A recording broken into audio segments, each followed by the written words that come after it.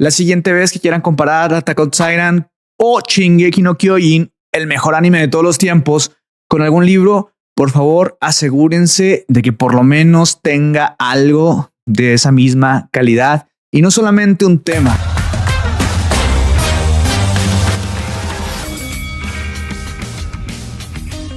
Bienvenidos a este primer episodio de Comentando. Les recuerdo, esto es solo mi opinión, es una crítica directa a la obra y no al autor o a sus lectores. Este video no tiene spoilers porque está precisamente hecho para que tú te decidas si leer o no el libro.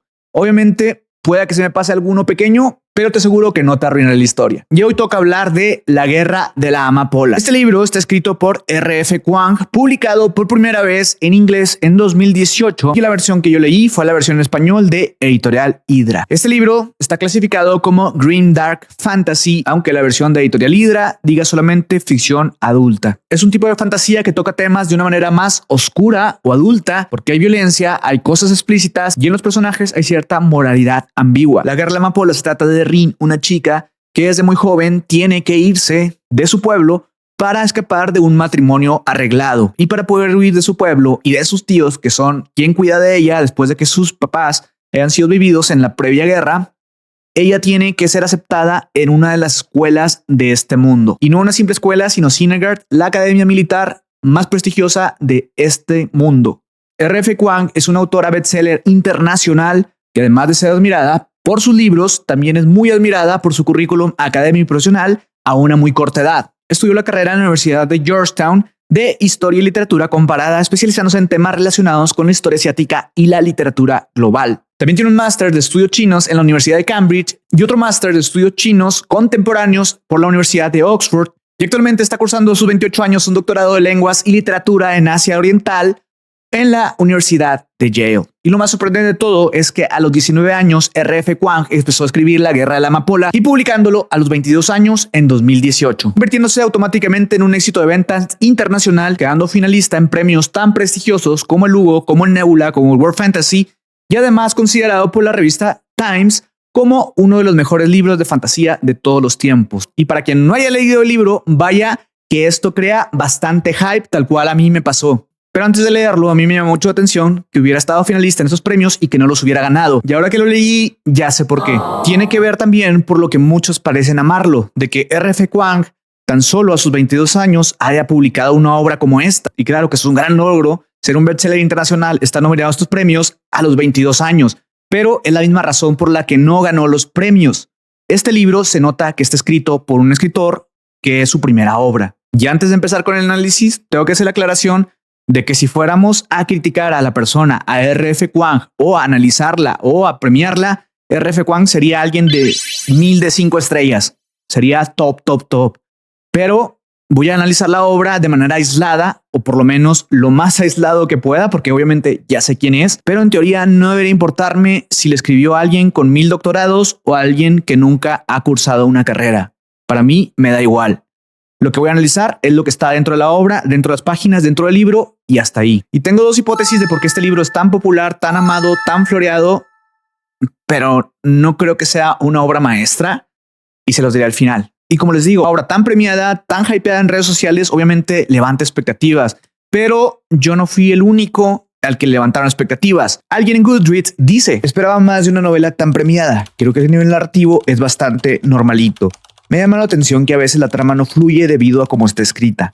Pero también tengo que reconocer que el universo que creó la autora es rico. Quizá eso también ha influido en desconectarme de la obra. Demasiada historia, demasiada estrategia bélica y personajes para mi gusto menos carismáticos de lo que esperaba.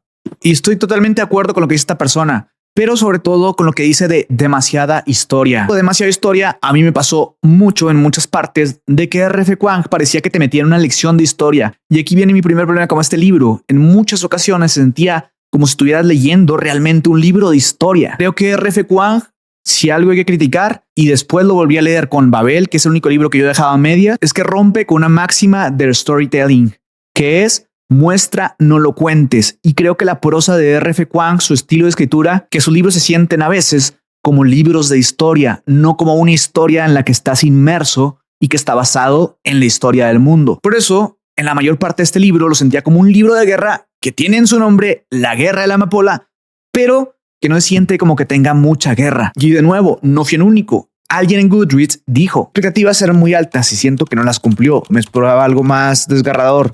Sentí que el libro se fue mucho para explicar todo en cuadros de diálogo en lugar de acción.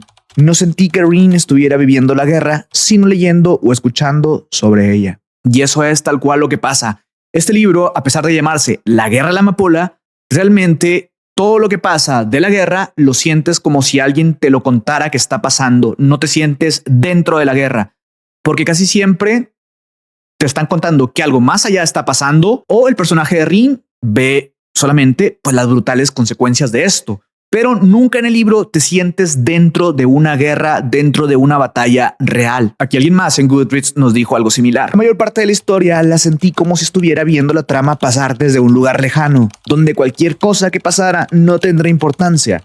Ninguna tragedia, ninguna desvivisión. Muchos sabrán que este libro está inspirado en la guerra sino-japonesa de la Segunda Guerra Mundial y que R.F. Kuang como que quería dejar muy claros ciertos temas o tocar claros ciertos puntos dentro de este libro, dentro de la historia. Pero creo que ahí está también otro fallo que lo hace de una manera aleccionadora o que por lo menos se siente que el tema del libro está por encima de la trama. Que el decirte, mira, en la vida real pasó esta cosa y tienes que aprender esto, esto y esto, lo pone por encima de lo divertido y entretenido que debe ser la trama. Pero no creo que sea un acierto casi tomar eventos uno a uno de la historia de la vida real, de la historia mundial y solamente cambiar el nombre de los personajes o la ubicación de los hechos.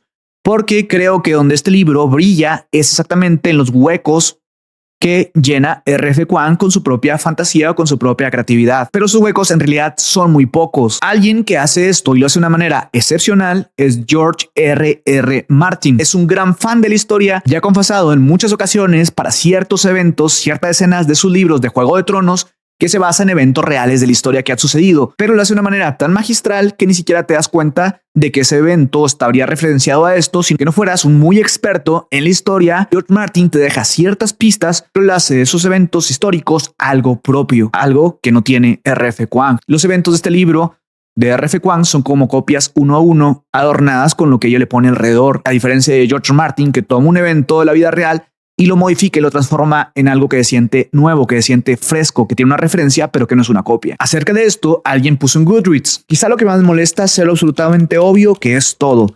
Los temas que trata, colonialismo, lucha de clases, deshumanización del enemigo, armas nucleares, etc. siguen tan palabra por palabra hechos del mundo real, que hacen la inmersión en el mundo de la novela muy difícil. Vaya por delante que me encanta leer sobre estos temas y que creo que la función de la ciencia ficción y la fantasía debe servir para poner de relieve este tipo de cosas, pero no es así. Estoy totalmente de acuerdo y son justo estos temas, colonialismo, lucha de clases, deshumanización, los estragos de la guerra, lo que R.F. Kuang te quiere dar a entender. Pero se siente como si ella temáticamente tuviera esos puntos que quiere llegar a tratar o te quiere decir y se inventa la historia más conveniente para llegar a ellos, lo que lo hace tener, a lo que me parece, otro de los desiertos más grandes de este libro, que es el ritmo de la trama. A ver, primero voy a decir en este apartado de ritmo, que el ritmo en sí general de todo el libro es un punto a favor. Es un libro que vas a pasar página por página, es muy ligerito, pero también dentro del ritmo está que el libro está partido en 3 partes, una que ocupa el 50% más o menos y otros 2 que ocupan la segunda mitad. Y esa primera mitad tiene un ritmo uniforme, es un ritmo bien que me va gustando, pero en la segunda parte el tiempo pasa de una manera muy irregular, de tal forma que en 2 líneas puede pasar días y después en un solo párrafo pueden pasar años. Y después otra vez pasan días. Esto te está sacando de la historia constantemente. ¿Por qué pasa esto? También bien ligado a lo que yo les comentaba. Te estás metiendo en la trama y de nuevo R.F. Kuang te empieza a dar una clase de historia. Se vuelve a sentir el libro como si estuviera leyendo un libro de historia. Otra vez, no soy el único que le pasó. Alguien en Goodreads dice, tengo sentimientos encontrados. En primer lugar, tengo varios problemas con la trama, comenzando con que la trama tenía un ritmo muy irregular. Por ejemplo, se pasa un tercio del libro en un año, dándole muchísima importancia a todo lo sucedido, pero luego se ventila 2 años en un párrafo. También, y este es un problema que suelo tener con la autora, es que tiende a introducir sucesos históricos que frenan totalmente el desarrollo de la historia al acompañarlos de una lección de historia. Justo lo que les digo. Alguien más dijo, la primera mitad del libro, 60%, me ha gustado mucho. Luego me faltan explicaciones y sucede todo muy rápido. Ese cambio de ritmo no lo acabo de entender. Ni yo tampoco. Sé por qué pasa, pero no lo entiendo. Y esto también de las cosas que yo les digo que se nota que es su primer libro. Porque también creo que trata de una manera muy ambiciosa, que siempre se aplaude, de tocar demasiados temas en un libro a pesar de que es muy largo. Donde tienes el tema de esta escuela, academia militar, tienes la trama del chamanismo, la trama de la guerra y tienes la trama del final, que no quiero dar spoilers. Entonces, cuando quieres tratar tantos temas en un libro, pasa esto, que también se sienten esos cambios de ritmo muy abruptos. Y estos cambios de ritmo también traen otros problemas, otras consecuencias grandes que no afectan solamente a la trama, sino también a los personajes. Y este comentario de Goodreads habla de ello. Los ritmos son muy extraños. Hay escenas de poca importancia muy largas y escenas significativas muy cortas.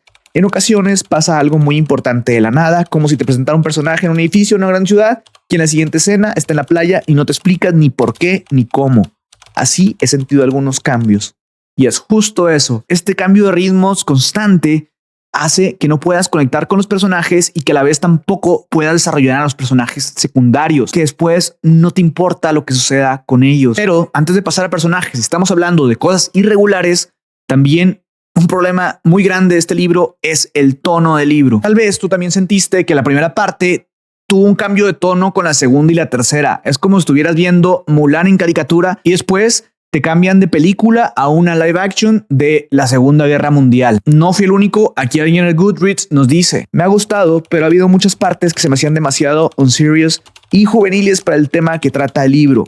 Partida sacada de una novela young adult y de repente cambiarla a una historia de Grim Dark con descripciones muy gráficas y sacadas de los libros de historia de China y Japón, que están ahí prácticamente por el shock value.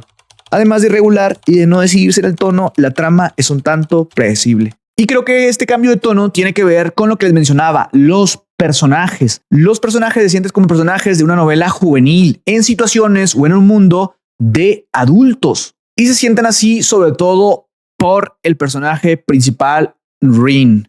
Yo sé que todo el mundo la ama. Yo también la estaba amando en la primera parte porque era una protagonista fuerte, diferente, decidida, muy inteligente, que abro aquí paréntesis. Todos los personajes de R.F. Kuang tienen que ser tan inteligentes académicamente. Nada más me pregunto eso. De Babel así pasó, de la Guerra de la Amapola así pasó, de Yellowface he leído ciertas cosas y creo que también es así. Y en este nuevo libro que va a sacar de Catabarazzi, no sé qué, parece que también va a ser así. Y se entiende perfectamente porque es lo que R.F. Kuang, es lo que ha vivido, lo que la representa, pero tal vez le ayudaría a crecer como escritora, a separarse un poco de ese tipo de personajes, sobre todo de sus protagonistas. Pero bueno, volviendo a esto, como les digo, el personaje de Rin me gustó mucho al comienzo, prometía para bastante, pero después empieza a tener una clase de motivaciones que no están claras, que no te permite seguirlas, y después de la academia sucede esto. Rin, la conocemos con 14 años y la dejamos con 19 y no se ve excesivo desarrollo en lo que a madurez se refiere. El resto de personajes prácticamente existe para dar una réplica a Rin, salvo la emperatriz cuyas motivaciones y modus operandi no tiene ni pies ni cabeza. Totalmente eso, ligado al problema de ritmo del libro, que saltas de años en un párrafo, en una línea. Esperarías que un personaje que crece en edad madure, no que desmadure. Y parece que Rin cada vez con el tiempo se hace más infantil. Alguien más en Goodreads también dijo: en su paso por la academia se repite una y otra vez que Rin es un genio de la estrategia, que tiene una mente brillante, que concibe los mejores planes, pero se dice nunca lo vemos. Y luego, cuando empieza la guerra, Rin no toma ni una sola decisión estratégica. Solo al final, cuando está sola, toma su primera decisión en muchas páginas y ni siquiera es su plan, no realmente, sino que hace suya la voluntad de otro. Exactamente eso. Rin al principio es brillante, es estratégica, busca la forma de lograr las cosas y se la pasa leyendo y citando a Sun Tzu. Pero luego en la segunda parte del libro parece que todo esto se le olvida, solamente hace lo que dice Altan, está bien porque es su superior, pero todo lo sigue al pie de la letra, deja de ser estratégica, deja de ser inteligente. Cuando entra en acción, todo pasa en pánico y a partir de que sales de la etapa de la escuela, ella no vuelve a tomar una decisión, solamente está reaccionando a todo lo que sucede alrededor, incluso lo que pasa al final, porque se puede decir que no fue su decisión, sino presión externa. Y la verdad es que un personaje que me gustaba mucho terminó siendo irritable por todo, se enojaba por todo, hacía rabietas, como les digo, parecía que en vez de ir madurando con los años, tenía actitudes cada vez más de niño. A pesar de que la trama está siendo cada vez más fuerte con ella, le pasan cosas muy duras, muy explícitas, que eso supone que debe de cambiar a alguien, por lo menos hacerlo madurar más rápido. Y en este caso es totalmente lo contrario. No fue el único que me sentí así. Alguien en Goodreads dijo, Rin, Rin, Rin, Rin, Rin. Es que creo que hace mucho tiempo que no era un personaje que me saque tanto de quicio. Es impresionante la rabia que tengo. Me parece que es un personaje imprudente, impulsivo, impaciente. Se deja llevar por las emociones inmediatas, está pasando algo importante y ella se siente rabiosa. Actúa inmediatamente sobre esa emoción, se siente enfadada. Actúa sobre ella, es incapaz de pensar las cosas 2 segundos y actuar con la cabeza fría. Y se le puede justificar aunque no es ella, sino lo que está pasando al interior. Pero otra vez refuerza mi punto de que Rin no vuelve a tomar una decisión por ella misma, no aprende de lo que le pasa. Y ok, muchos van a decir, no, es que este era el arco del personaje de Rin. Y en vez de ser un arco narrativo que va hacia arriba, es un arco narrativo que va hacia abajo, que destruye al personaje, que lo convierte en algo malo. Y yo creo que aquí viene la comparativa con Attack on Titan en el caso de Eren, que para no dar muchos spoilers te voy a decir la diferencia entre Eren o este tipo de personajes como el señor alemán del bigotito y la diferencia entre Rin. La diferencia entre estos personajes es que en un momento esos personajes fueron muy amados por un gran grupo de personas, o por lo menos por una persona. Al personaje de Rin nunca nadie la ama y ni siquiera se ve que alguien la llegue a amar. Y en la segunda parte del libro creo que está totalmente justificado. La verdad es que Rin se convierte en algo muy irritable. Si se fijan, nadie la ama. Y para crear narrativamente este tipo de arcos descendientes, primero tienes que poner al personaje arriba, justo como en Attack on Titan, para ver la descomposición de ese personaje. Pero en este caso, Rin nunca la gente la amó, porque realmente Rin ni siquiera en la academia hizo amistades fuera de Kitay. Y aquí viene otro de los problemas, los vínculos con los personajes o los mismos personajes. Los personajes secundarios, absolutamente todos, parecen estar ahí solamente para interactuar con Rin, porque los personajes secundarios están cero desarrollados, parecen escenografía. Rin nunca hace ninguna relación con ellos, como les digo, a no ser con Kitay. ¿Y por qué pasa esto? Viene con los mismos problemas fundamentales que les dije en un principio. La parte de la academia dura la mitad del libro y apenas estás conociendo a los personajes de la academia, a los compañeros de Rin, con los que por cierto se la lleva muy mal con la mayoría, a no ser con Kitay, y de repente la historia cambia de escenario, cambia de tema, brincas en años y cambias de grupo. Y aquí es donde introducen a estas personas de los Psyche. Yo en un video decía que este libro era como el escuadrón desvividor combinado con el príncipe Zuko. O a lo mejor con Jean Grey de X-Men. Y este grupo te empiezan a presentar a los individuos, pero ya vas a la mitad del libro. Ya no te interesan, ya no puedes a la mitad del libro, poquito más avanzado, introducir nuevos personajes y introducir tantos porque son varios y poder desarrollarlos o que por lo menos te lleven a importar. El único personaje que más o menos te importa es Altan porque fue el que desarrollaste al principio de la historia y otros personajes que después aparecen pero que no quiero spoilear. ¿Por qué? Porque fueron los que desarrollaste. Pero en este grupo de los Psyche nunca llegas a conocerlos. Yo no te puedo decir...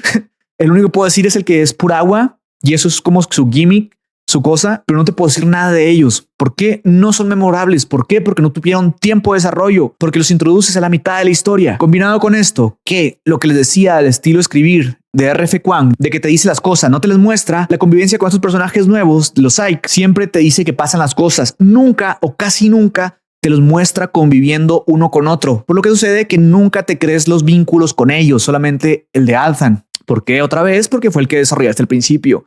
Entonces este libro sufre mucho de hacer este cambio, tono, de trama, de ritmo a la mitad del libro. Y alguien en Goodreads nos puso, en lo personal me faltó sentir que Rin hiciera alguna conexión real de amistad con alguien.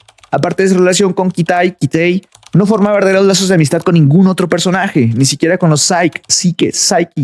Esta falta de conexiones auténticas añade la sensación de que la historia abordó demasiados temas a la vez, perdiendo la atención al detalle y la profundidad de los personajes. Justo lo que les decía al principio, trata de abordar muchos temas, es muy ambiciosa, pero es lo que pasa cuando es tu primera novela, es lo que pasa cuando eres joven, eres muy ambicioso, eres muy apresurado, no mides las cosas y creo que si R.F. Kuang en este libro solamente hubiera tratado un solo tema, a lo mejor el de la academia, en este libro hubiera sido un libro mucho mejor y hubieras conectado muchísimo más con los personajes secundarios, hubieran sido más tridimensionales, hubieras conectado más con ellos. Porque algunos personajes, como estos personajes de los Psyche, creo que se llamaba Tyr, que fue cuando yo dije, mira, aquí hay algo en este libro que fue a la mitad y de repente no vuelve a salir. Me emocionó a la mitad del libro y otra vez fue para de ahí ir en picada. Y también esto de ir en picada tiene que ver con el sistema de magia. El sistema de magia, a pesar de que a mí me pareció muy prometedor esto de poner canalizar a través de los dioses ciertos poderes, son una especie de chamanes, me pareció bien interesante, me pareció una idea muy buena, pero la ejecución fue bastante mala. ¿Por qué? ¿Cuál es mi problema? Porque antes ya me están diciendo y me pareció una genialidad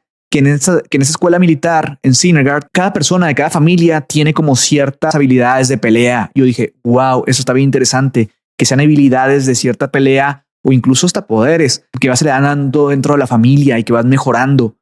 Y se menciona y esto nunca se vuelve a retomar. Eso y se reemplaza con esta cosa del chamanismo, de los dioses y toma un papel fundamental. La forma en que se aborda este tema de magia de una forma muy suave y que no te dice a lo mejor los límites de lo que puede ser Rin o no. Lo vemos a través de Altan, el poder, el control. Pero desde que Rin tiene este poder, siempre se siente como si Rin pudiera hacer todo con este poder. Y cuando me refiero a todo, es todo.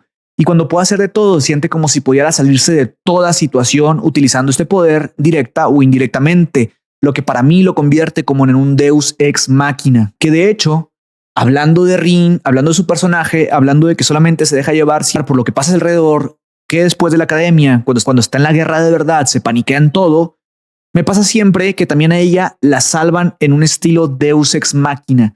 ¿Qué quiere decir Deus ex machina? Que en una historia se siente como si un dios bajara y solucionara la trama con sus poderes divinos para favor del protagonista. En este caso, Rin muchas veces, cuando está en peligro, llega a alguien más y la salva. Y abusa el recurso que después de esto también se desmaya y de repente aparece en otro lado, en otro tiempo, y esto le suma al problema de ritmo. Y alguien más también lo notó, alguien aquí en Goodreads dice, desde que empieza con las estancias psico, para mí perdió toda la magia del universo y de la historia. Y estas sustancias son las que te permiten conectar con los dioses, y conectar con los dioses me parece de manera interesante lo que te provoca como efecto secundario, que no lo voy a decir para no spoilear. Mi mayor problema del libro viene con el final y viene con la suma de todas cosas que no me gustan de este libro. Y no estoy en contra en sí de lo que sucede en el final, sino de cómo sucede. Este final no se siente ganado por el protagonista o los protagonistas. Se siente más bien como un Deus ex machina, un dios bajó del cielo y te solucionó los problemas.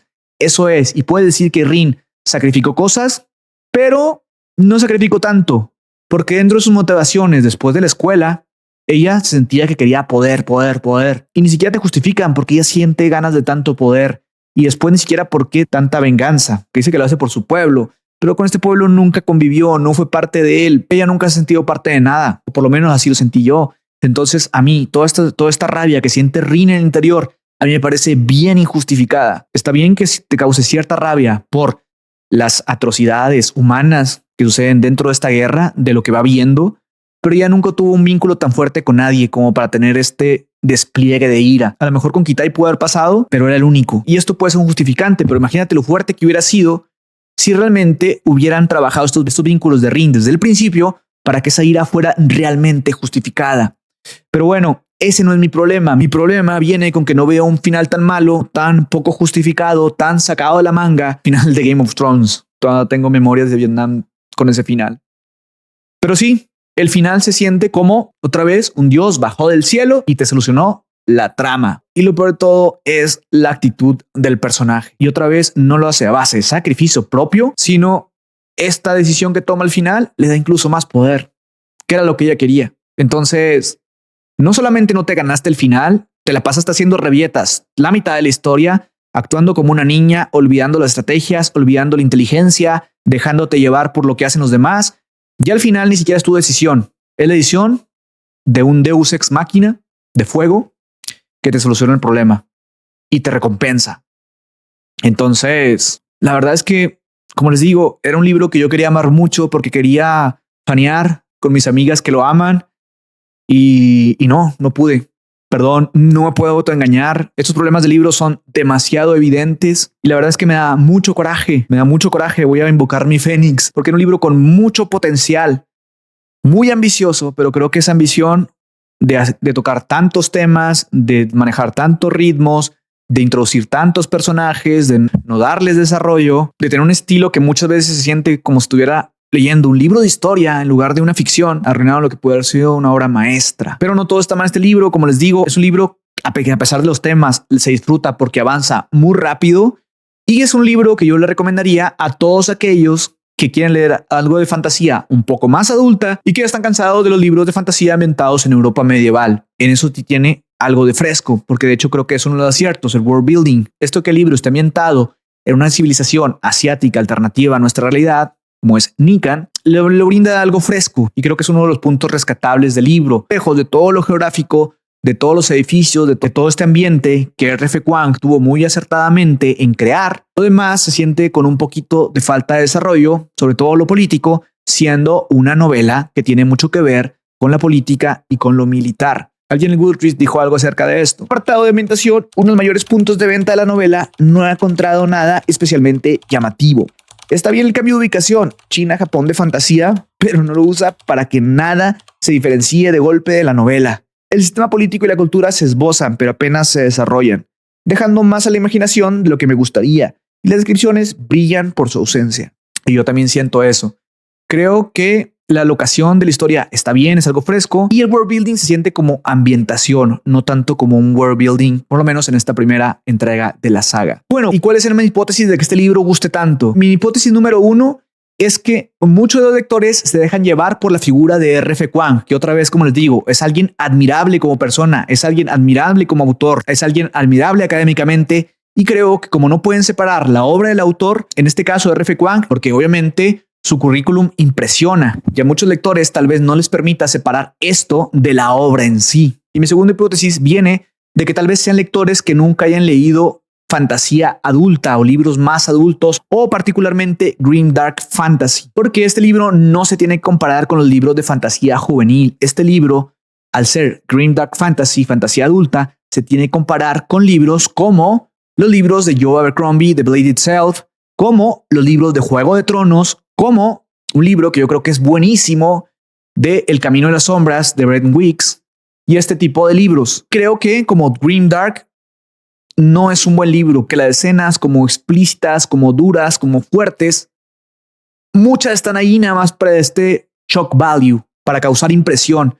Y en los libros bien ejecutados de Grimdark, siempre que se va a mostrar una escena explícita, muy dura, muy fuerte, lo hacen porque tienen una intención, porque quieren decir algo muy fuerte, muy importante. En esta novela, la verdad es que esas escenas, muchas, la gran mayoría, sentí como si estuvieran puestas nada más para causar una gran impresión, gran choque en el lector. La mayoría no me parecen justificadas. Para resumir, creo que el principal problema de la escritura de R.F. Kuang tiene que ver con su principal virtud. Al ser una erudita académica y su experiencia del mundo tiene que ver con las escuelas en las que he estado, con la vida estudiantil, le permite contar este tipo de historias teniendo tantas referencias. También creo que es lo que hace que sus libros se sientan como ensayos ficcionados, no como una historia que en primera instancia tiene que ser lo más entretenido, tema subyacente por debajo, que apenas se sienta, porque este libro en muchas partes se siente como una lección de historia, muy aleccionador, en lugar de sentirte que tú estás dentro de una trama, dentro de un mundo, siguiendo un personaje y vas aprendiendo de esa historia, de lo que va pasando. Ojo, este no es un mal libro,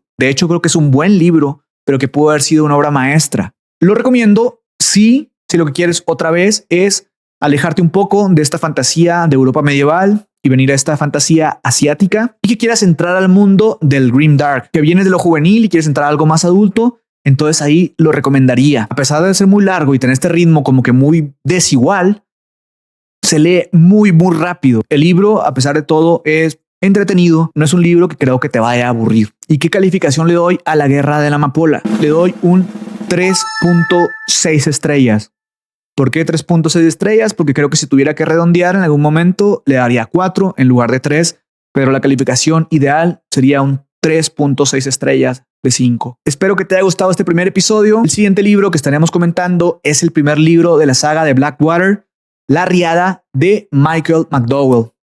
Así que no te lo pierdas. Si te gustó este video, no olvides darle like y dejar tu comentario. Ayudan muchísimo. Si no te has suscrito, ¿qué estás esperando? Y además no olvides darle click en la campanita para que te notifique cuando suba el próximo video y así no te pierdas del siguiente y seas de los primeros en verlo. Por último, te invito a que me sigas en el resto de mis redes sociales que aparecerán aquí, porque ahí subo diferente contenido y además eventualmente hago lives en estas plataformas. Y Muchas gracias por todo. Nos vemos a la próxima.